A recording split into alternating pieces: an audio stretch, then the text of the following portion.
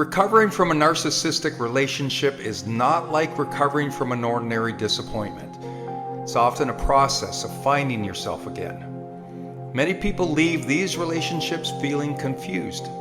They question their memories, doubt their feelings, and wonder if they were the problem all along. Their confidence is shaken.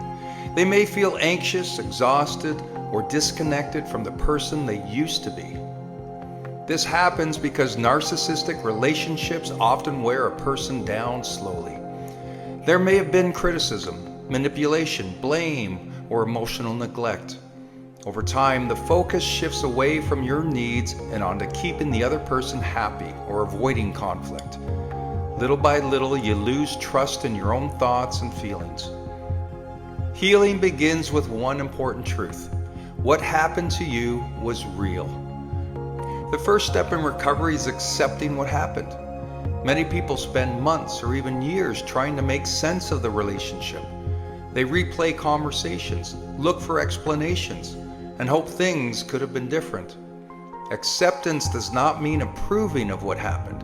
It means stopping the fight against reality and acknowledging that the relationship was unhealthy.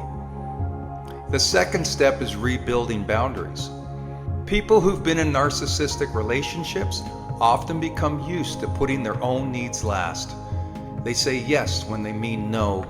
They ignore their feelings to keep the peace. Recovery requires learning that your needs matter too. Boundaries are not selfish. They are healthy limits that protect your emotional well-being.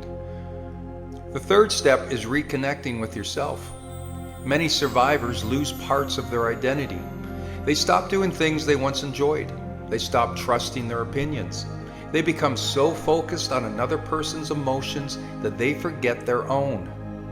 Healing means asking simple questions again. What do I enjoy? What matters to me? What kind of life do I want? These questions may seem small, but they help you return to yourself. The fourth step is learning to trust your intuition. Many people leave narcissistic relationships doubting their instincts. They second guess their feelings because they've been told that they're too sensitive, overreacting, or remembering things incorrectly. Your intuition is like a muscle. It becomes stronger when you listen to it. If something feels wrong, pay attention. If something feels right, allow yourself to trust that feeling. Your inner voice deserves a seat at the table again. The fifth step is understanding the effects of the relationship. It's common to struggle with self-doubt, people-pleasing, anxiety, or constantly being on guard. These reactions do not mean you're broken. They're signs that your mind and body learn to protect themselves. So be patient with yourself as you heal. The sixth step is creating a new identity. This may be the most important step of all. You're not the criticism you received. You're not the labels placed on you. You're not the version of yourself that existed simply to survive the relationship. Healing gives you the opportunity to become someone stronger and wiser, someone who knows their value, someone who recognizes unhealthy patterns sooner, someone who no longer needs outside validation to feel worthy. Recovery is not about becoming the person you were before. It's about becoming someone new, someone who carries the lessons but no longer carries the pain in the same way. The process is not quick. Some days will feel like progress, while other days may feel like setbacks. That's normal. But every healthy boundary, every act of self-respect, and every moment you choose yourself, that's a step forward. The relationship may have changed you, but it doesn't get to define you. With time, patience, and courage, you can rebuild your confidence, trust yourself again, and create a life that feels peaceful, honest, and fully your own.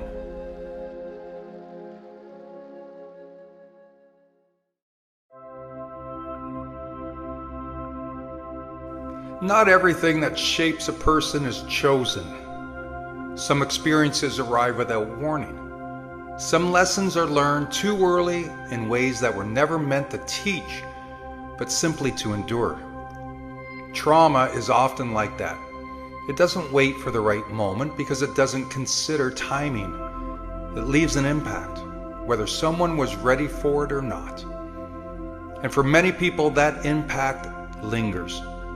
It shows up in ways that are not always obvious, like hesitation or fear, in the need to control or the urge to withdraw.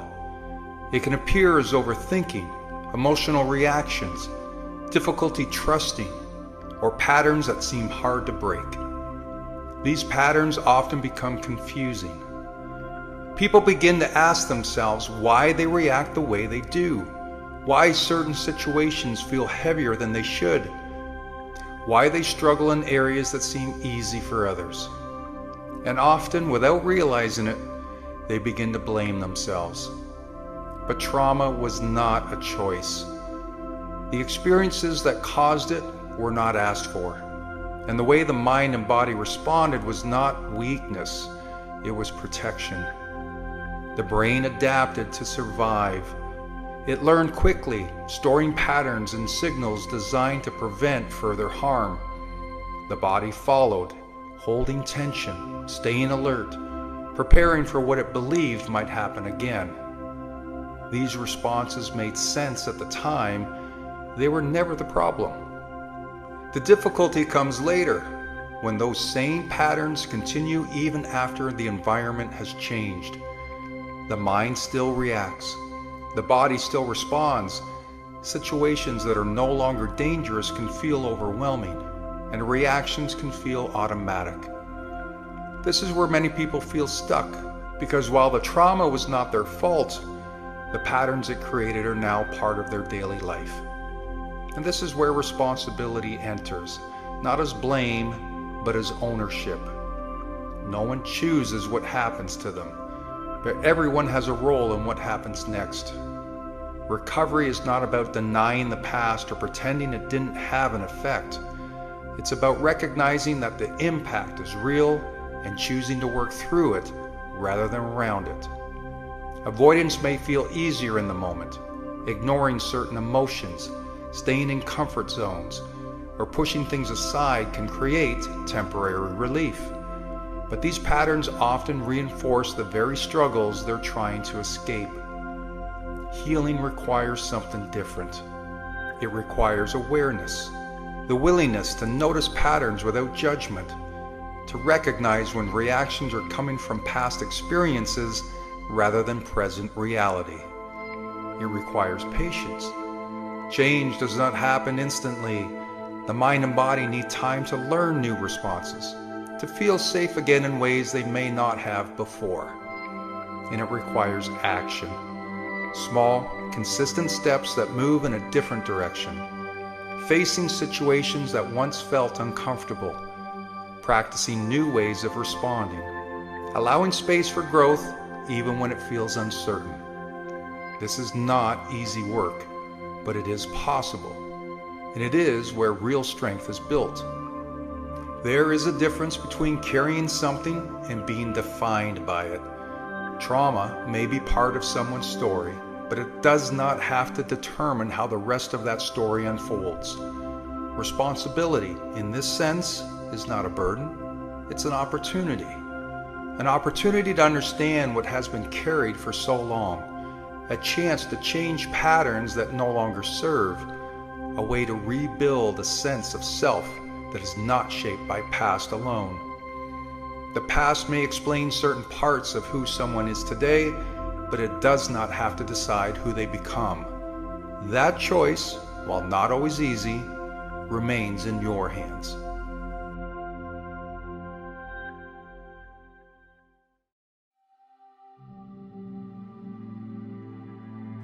Change can arrive in chapters, or it can arrive in waves. Sometimes careers shift faster than people can plan. Roles evolve, skills expire, social norms blur. What once defined a person can disappear almost overnight.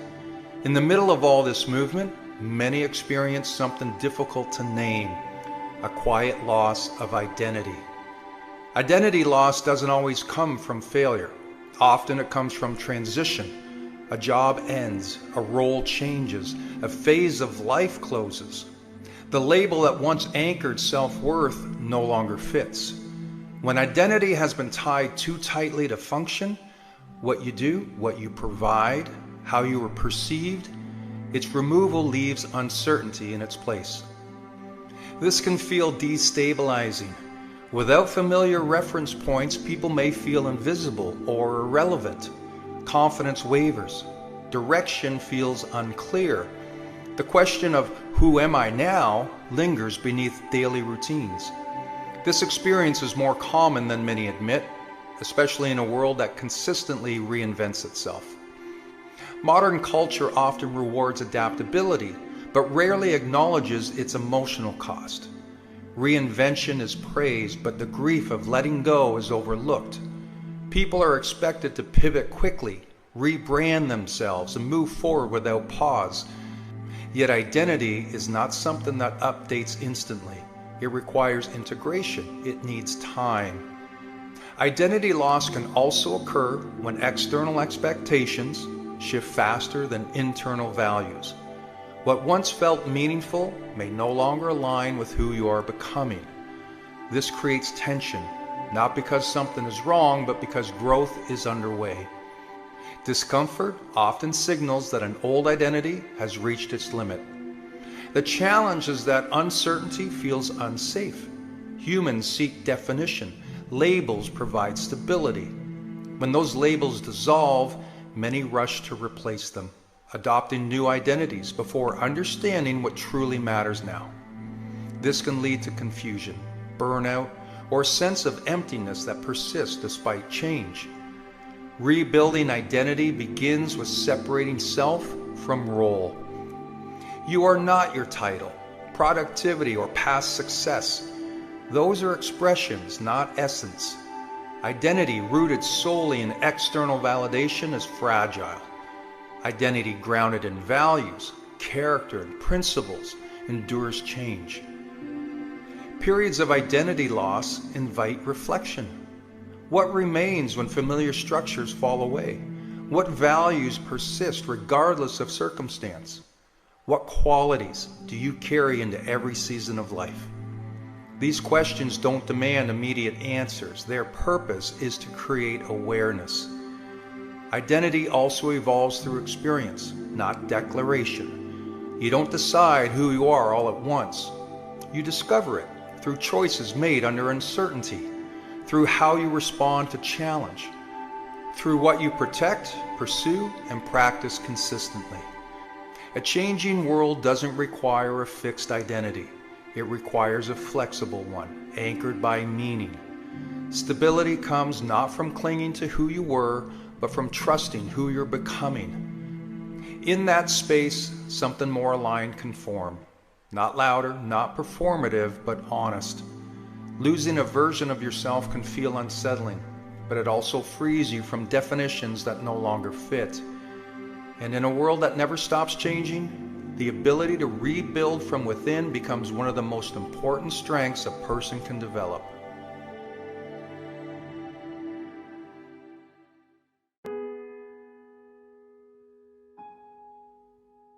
Responsibility is one of those words that carries weight, whether we acknowledge it or not.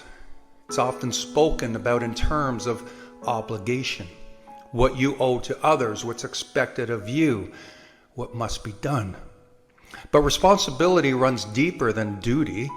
At its core, responsibility is about ownership. And ownership always begins with yourself. Before responsibility shows up in your work, your family, or your team, it shows up in how you live when no one else is watching. It shows up in your standards, in the promises you keep to yourself, and whether your actions align with the person you claim to be. We all carry responsibilities to others, to show up, to contribute, to be reliable. These matter. They build trust. They create stability. But none of them can be sustained if you neglect the responsibility you have to yourself. When self-responsibility is weak, everything else eventually suffers. Responsibility to yourself means refusing to drift. It means deciding what you stand for and acting accordingly, even when it's inconvenient. It's holding yourself to a standard that doesn't depend on external pressure or supervision. No one needs to remind you. You already know this. This is where many people struggle. It's easier to meet expectations when they're enforced from the outside. It's harder to enforce them internally. Responsibility requires honesty, especially when excuses are available, especially when effort goes unnoticed. Owning responsibility doesn't mean being perfect. It means being accountable. When things fall short, you don't deflect blame. You don't hide behind circumstances. You look directly at what was within your control and you take ownership of it. This mindset changes how you show up everywhere. At work, responsibility means doing the job with care, not just completion. It means contributing fully, even when recognition isn't guaranteed. With family, it means presence, emotional as well as physical. Being dependable, not just available. On a team, it means preparation, effort, and integrity. You don't lower the standard because no one is checking. But none of this works without self-responsibility first. Your responsibility to yourself is to protect your values, to maintain your discipline, to make decisions that align with who you're trying to become, not just how you feel in the moment. It's about choosing long-term self-respect over short-term comfort. When you ignore that responsibility, it shows. Standards slip, effort becomes inconsistent. You begin to rely on motivation instead of commitment. Over time, that erosion creates frustration, not because life is unfair, but because you know you've compromised something.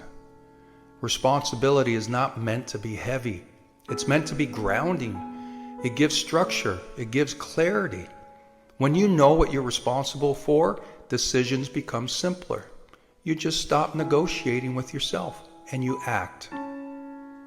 And the more consistently you uphold your own standards, the more trust you build internally. That trust becomes confidence, not loud or showy, but steady. You know who you are because your actions reinforce it daily. Ultimately, responsibility is not about carrying the weight of the world. It's about carrying your share with intention, about showing up fully in the roles you choose to hold, starting with the one you can't step away from. The responsibility to be honest with yourself, to respect your own standards, to live in a way that doesn't require excuses. Everything else flows from there.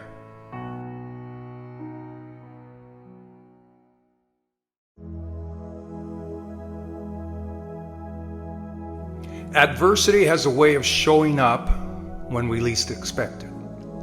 Because one moment life feels steady, predictable, maybe even peaceful, and then something shifts. A challenge appears, a door closes, a setback knocks the wind out of you. And in that moment, it's easy to believe the story your mind begins to whisper, which is, maybe this just isn't for me. Maybe the universe is telling me no. Maybe I'm not supposed to have this dream. But adversity is not the universe saying you can't have it. It's simply asking you, how badly do you want it? So there's nothing unfair about struggle. There's nothing personal about it because every single person will have seasons of difficulty. Not because they were unworthy, not because they were unlucky, but because adversity is a test of alignment. It's a test of desire. It's a test of persistence. You don't face challenges because you're weak. You face challenges because you're being shaped. Adversity forces you to slow down and decide, do I really want this? And if I do, am I willing to grow into the version of myself who can carry it? Because the life you want, the one you imagine, the one you feel deep in your bones, it doesn't come to the version of you who exists right now. It comes to the version of you who is willing to push through the doubt, the fear and discomfort. It comes to the version of you who refuses to let adversity define the story. If everything you wanted came easily, would you ever develop strength? Would you ever learn resilience? Would you ever find out what you're truly capable of. Adversity isn't punishment, it's preparation. And sometimes that preparation hurts. Sometimes it feels heavy. Sometimes it feels unfair. Because there will be moments you question yourself. There will be days when giving up feels like the simplest, most reasonable option. And that's okay, that's human. It doesn't make you weak, it makes you real. But here's what adversity doesn't do. It doesn't last forever. And it doesn't define your worth.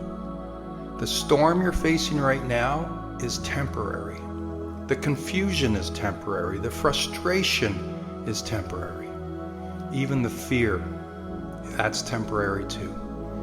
Life moves in cycles. No season stays forever. And just because the ground feels shaky today doesn't mean it won't be solid again tomorrow. Sometimes what feels like everything falling apart is actually everything falling into place. Just not in the way you expected.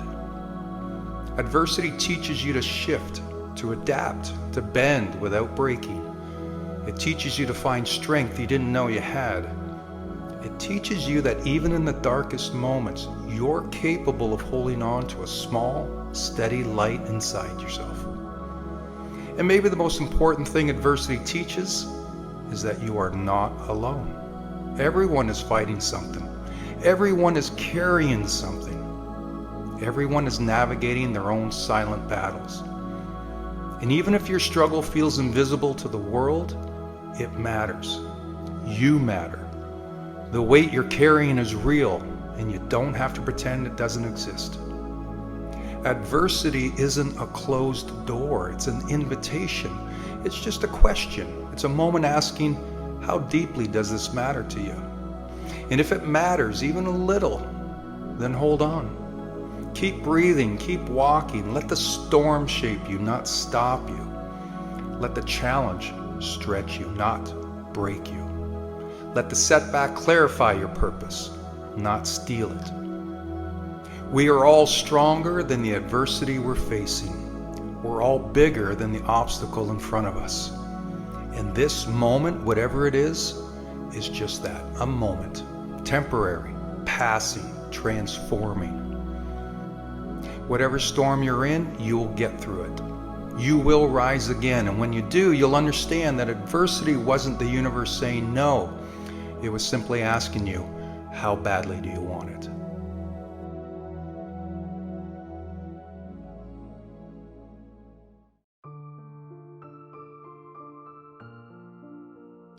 There are pressures we recognize and burdens we deny. Some are heavy in our hands, like weights we've been told to carry. These appear as work, bills, expectations, the constant demands of a world that never sleeps. You can almost hear them clink as they pile up, like in a backpack you're carrying, slowing your stride. But there are other weights, quieter, invisible. They don't make a sound, but they bend us just the same. They show up in the way you hesitate before speaking. They linger in the pause before you trust. They hide in the corners of your smile. These are the weights of regret, shame, fear, the echoes of words that cut when you were young, the memory of doors that closed before you could step through, the moments you told yourself you weren't enough, and then carried that belief like an heirloom no one asked for, but somehow passed down. We all carry something. Some of us drag it like chains behind us. Some of us hold it so close it feels like part of who we are. But what no one tells us is that not every weight is truly ours. Many of them are handed to us. A parent's unhealed pain transferred in silence. A teacher's careless remark. A partner's betrayal. Even the culture around us, whispering rules about who we should be. These weights don't belong in your bag, yet somehow they ended up there. And because we've carried them so long, we forget to ask a simple question. What would life feel like if I put this down? Strength is not about holding everything together until your knees buckle. It's not about proving to the world that you can drag your pain another mile. Strength is the quiet decision to let go, the courage to say, "Your words do not define me. Your actions will not control me. These burdens are not mine to carry anymore." Imagine you're standing at the edge of a wide river. The water is calm, endless, and patient. You reach into your bag and take out one of these weights, doubt. You hold it in your hand, heavy but familiar. For a moment you hesitate. It almost feels wrong to release it. But then slowly you loosen your grip and let it fall. The ripples stretch outward, carrying it away. Next comes shame, then fear, then the memory of the time you told yourself you couldn't. One by one you place them into the river, and the water does what water does. It swallows them up. And in their absence, something unexpected happens. Your shoulders rise, your chest expands, your breath comes easier, deeper. You notice the air, the space, the lightness you had forgotten was even possible. Letting go is not always dramatic. It doesn't need thunder or applause. More often, it's quiet, subtle, like loosening the rope that's been gripping your body, like finally opening a window in a room you've kept locked for years. And as you walk forward without those burdens, you begin to see differently. The horizon doesn't look so far. The road doesn't feel so steep. You're no longer bent beneath the weight of what you were never meant to carry. You were not born to carry invisible backpacks. You were not put here to live bent and broken. You were born for movement, for freedom, for lightness. If you feel the weight of something heavy, something no one else can see, know that you are not powerless against it. You have permission to release. You have the strength to set it down. Maybe not all at once, but piece by piece, breath by breath. Who you truly are will be revealed by what you release. When you finally unclench your fists and let those weights fall, you will remember you were never meant to survive under the weight.